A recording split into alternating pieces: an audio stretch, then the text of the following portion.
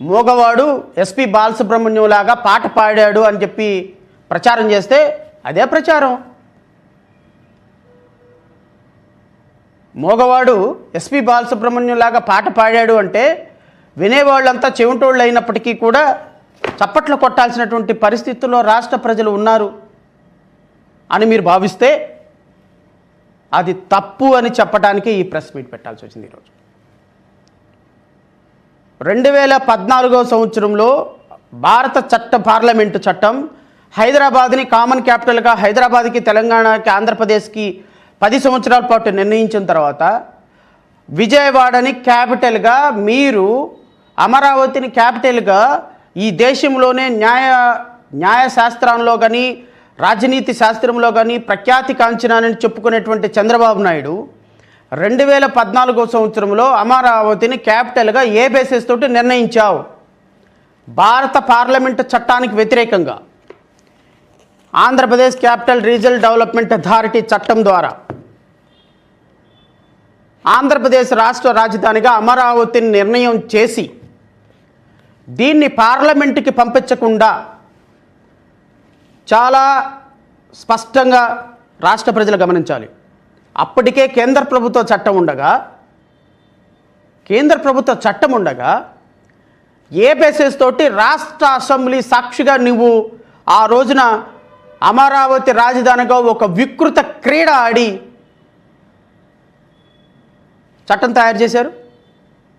కేంద్ర ప్రభుత్వానికి వ్యతిరేకంగా ఒక చట్టం తయారు చేస్తే కేంద్ర ప్రభుత్వం హైదరాబాద్ని క్యాపిటల్గా 10 సంవత్సరాలు నిర్ణయించిన తర్వాత దాన్ని కాదు అని 2024కు ముందే వెంటనే 2014 సంవత్సరంలో హైదరాబాద్ కామన్ క్యాపిటల్గా ఉన్నప్పటికీ కూడా దాన్ని కాదని అమరావతిని క్యాపిటల్గా నిర్ణయం చేసినప్పుడు కేంద్ర ప్రభుత్వ చట్టానికి రాష్ట్ర ప్రభుత్వ చట్టం తయారు చేసినప్పుడు డాక్టర్ నాకు రిపగ్నెన్స్ అనేది ఒకటి ఉంటుంది.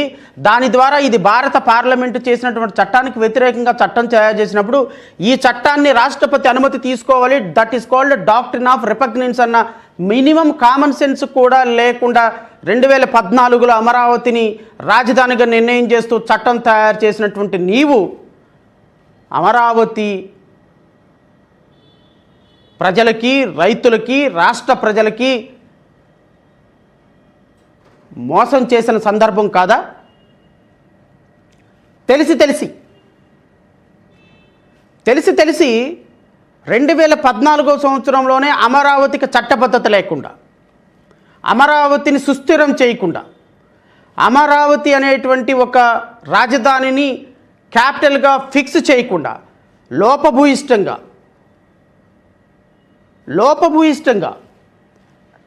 లీగల్ ఫ్రేమ్వర్క్ లేకుండా కేంద్ర ప్రభుత్వ చట్టానికి వ్యతిరేకంగా రాష్ట్ర అసెంబ్లీలో ఒక చట్టం తయారు చేసి దాన్ని రాష్ట్రపతికి పంపించకుండా 2014లోనే నువ్వు రాష్ట్ర ప్రజలను మోసం చేశావు. తెలిసి మోసం చేశావు.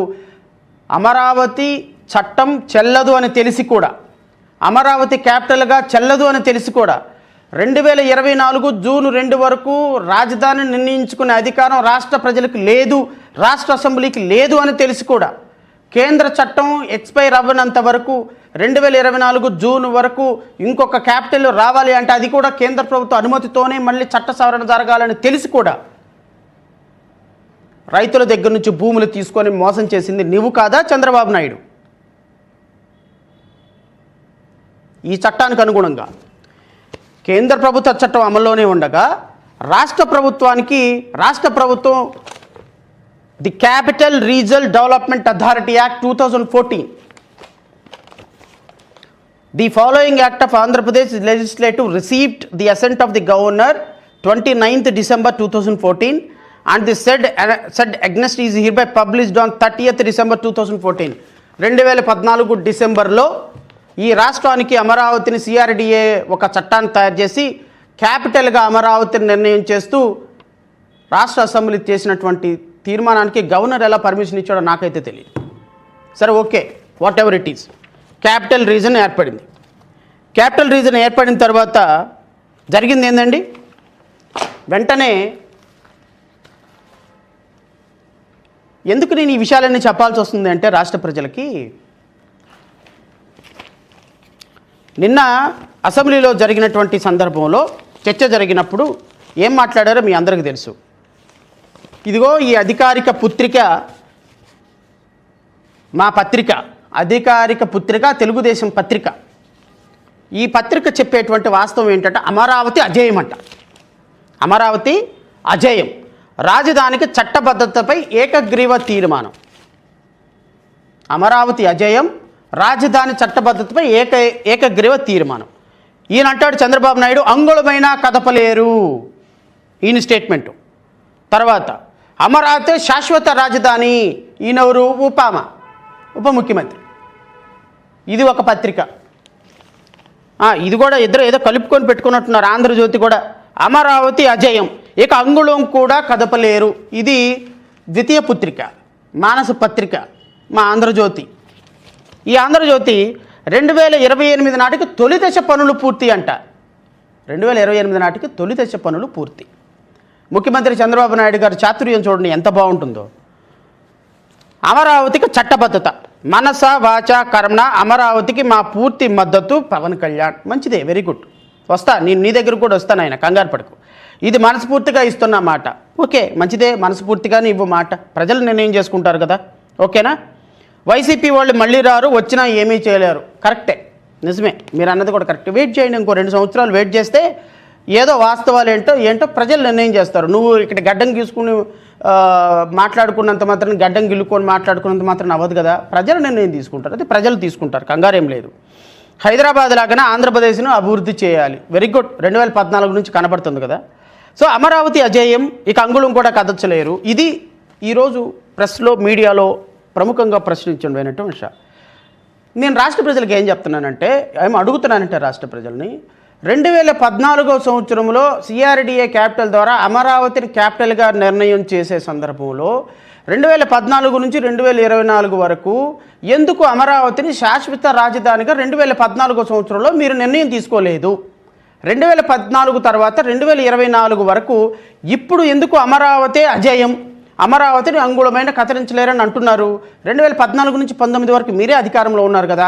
మరి ఈ అమరావతి శాశ్వత రాజధానిగా 2014లో మీరు ఎందుకు శాసనసభలో నిర్ణయం తీసుకొని కేంద్ర ప్రభుత్వం, అప్పుడు కూడా మీదే డబుల్ ఇంజిన్ సర్కారేగా, అప్పుడు కూడా భారతీయ జనతా పార్టీ మీ అలయన్స్లోనే ఉందిగా, అప్పుడు కూడా పవన్ కళ్యాణ్ ఎన్నికల్లో పోటీ చేయకపోయినా మద్దతు ఇచ్చాడు కదా. మరి గౌరవ పవన్ కళ్యాణ్ మద్దతు ఇచ్చినటువంటి జనసేన పార్టీ అప్పుడు అధికారంలో ఉన్నటువంటి కేంద్ర ప్రభుత్వంలోనూ రాష్ట్ర ప్రభుత్వంలోనూ 2 ప్రభుత్వాల్లో అధికారంలో ఉన్నటువంటి Bharatiya Janata party and Telugu Desam party 2014లో ఎందుకు అమరావతి అజేయమని శాశ్వత రాజధానిగా నిర్ణయం తీసుకోలేదు? ఇది నాకు చెప్పకపోయినా పర్లేదు, అమరావతి రైతులకు చెప్పండి. 2014లో 2 ప్రభుత్వాలు అధికారంలో ఉన్నప్పుడు 10 సంవత్సరాల తర్వాత ఈరోజు అమరావతి అజేయం అని పుట్టిన పిల్లవాడికి పదే పదే సంవత్సరానికి ఒకసారి పేర్లు పెట్టి బారసాల చేస్తున్న మీకు రాష్ట్ర ప్రజలు ఏ చెప్పుతో కొట్టాలండి మిమ్మల్ని? అమరావతి రైతులు మిమ్మల్ని ఏ చెప్పుతో కొట్టాలని అడుగుతున్నా నేను. మీరు చేసే పనులు ఎలా ఉన్నాయంటే, సహజంగా విషయం నార్మల్ ప్రొసీజర్ ఏంటి అంటే, పెళ్లి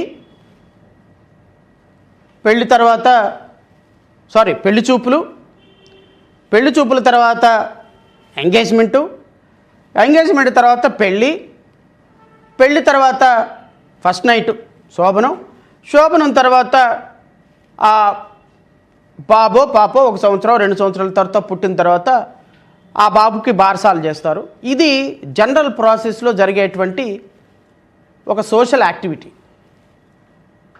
మీరు అమరావతిని ఎలా చేస్తున్నారు అంటే,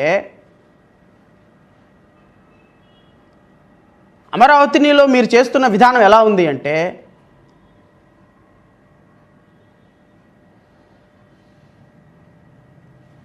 ఫస్ట్ శుభకార్యం తర్వాత పిల్లలు పుట్టిన తర్వాత పేరు పెట్టిన తర్వాత పెళ్లి చేసుకోవటం. ఎవరన్నా పిల్లలు పుట్టిన తర్వాత పెళ్లి చేసుకుంటారండి? పెళ్లి చేసుకున్న తర్వాత పిల్లల్ని కంటారా? అమరావతిని 2014లో క్యాపిటల్గా మీరు ఆమోదించటం ఎలా? 2014 నుంచి మళ్ళీ 2024కి మళ్ళీ పేరు పెట్టి మళ్ళీ పెళ్లి చూపులకు వచ్చి మళ్ళీ పెళ్లి చేసుకోవటం ఎలా? అమరావతి అజేయమా? ఎప్పుడు అజేయం అండి అమరావతి? మీరు ఎప్పుడు అమరావతి క్యాపిటల్గా నిర్ణయం తీసుకున్నారు? 2014లో నిర్ణయం తీసుకున్నారు. 2024లో మళ్ళీ అమరావతి అజేయం ఏంటి? మా చెల్లికి పెళ్ళి జరగాలి మళ్ళీ మళ్ళీ అని మోడీ గారిని ఒకసారి 2014లో తీసుకొచ్చారుగా. అమరావతిలో ఉన్న వేల మందితోటి అమరావతి అజేయం అని చెప్పేసి పేపర్ నిండా పబ్లిసిటీ ఇచ్చుకొని 600 వంటకాలతోటి భోజనాలు పెట్టారుగా. ఆయన వచ్చి మట్టి అను నీళ్లు ఇచ్చెళ్ళాడుగా. మరి 2014లో అమరావతి శంకుస్థాపన జరిగిన తర్వాత, అమరావతి ఓకే అయిన తర్వాత, మరి 2024లో మళ్ళీ అమరావతి 26లో, అది కూడా కాదు 2026లో 2026 మార్చి 28వ తారీఖునో 29 మార్చి 28వ తారీఖున అమరావతి అజేయమంట.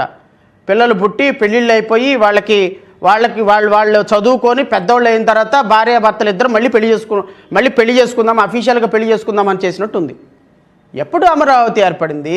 ఎప్పుడు అమరావతి క్యాపిటల్ జరిగింది? ఎప్పుడు రైతుల భూములు తీసుకున్నారు? ఎప్పుడు రైతులను మోసం చేసే కార్యక్రమం స్టార్ట్ చేశారు? ఎప్పుడు డెవలప్మెంట్ కార్యక్రమాలు జరుగుతున్నాయి? ఈరోజు అమరావతి అజేయం ఏంటని అంటున్నా నేను. రాష్ట్ర ప్రజలు గమనించండి. 2014వ సంవత్సరంలో అమరావతి సిఆర్డిఏ చట్టం ద్వారా క్యాపిటల్గా అనౌన్స్ చేయటం చట్టవిరుద్ధం అన్న సంగతి వాళ్ళకి ఇప్పుడు తెలిసింది. కేంద్ర ప్రభుత్వ చట్టం 10 సంవత్సరాల పాటు అమల్లో ఉండగా కేంద్ర ప్రభుత్వ చట్టానికి వ్యతిరేకంగా రాష్ట్ర ప్రభుత్వం అమరావతిని క్యాపిటల్గా నిర్ణయం చేయటం తప్పు అని ఈరోజు ముఖ్యమంత్రి చంద్రబాబు నాయుడుకి తెలిసింది. 12 సంవత్సరాల తర్వాత అమరావతి శాశ్వత రాజధానికి ఈరోజు ఒక శాసనసభలో తీర్మానం చేసి పంపించటం ఇది ఒక బూటకం. ఇది రాష్ట్ర రైతులని, ప్రజలని, అమరావతి రైతులని మోసం చేసేటువంటి ఒక అద్భుత కల్పన. మీకు తెలిసి రైతుల్ని నాశనం చేసి అమరావతి రాజధానిగా కేంద్ర ప్రభుత్వ చట్టానికి వ్యతిరేకంగా నిర్ణయం చేయకూడదన్న చట్టం తెలిసి కూడా ఒక అభూత కల్పనతో, ఒక తెలివిలేని విధంగా రాష్ట్ర ప్రజలను మోసం చేసి ఈరోజు కొన్ని వేల మంది రైతుల నోట్లో మట్టి కొట్టినటువంటి చరిత్ర కూటమి ప్రభుత్వం. నిన్న మాట్లాడతారు వీళ్ళందరూ.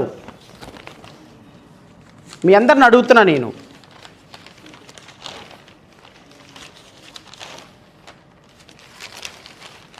సమాజానికి సో అండ్ సో హానికరం వైకాపా మంత్రి పయ్యావుల కేశవ్. నేను అడుగుతున్న పయ్యావుల కేశవ్ని, అమరావతి గురించి మాట్లాడే నైతిక అర్హత నీకు అసలు ఉందా? అసలు ఒక్కనాడైనా అమరావతి ఉద్యమంలో అమరావతి రైతుల కోసం పోరాటం చేసావా? తెలుగుదేశం పార్టీలో ఉన్నావు కాబట్టి, ఆర్థిక మంత్రి అయ్యావు కాబట్టి అమరావతి గురించి మాట్లాడుతున్నావు.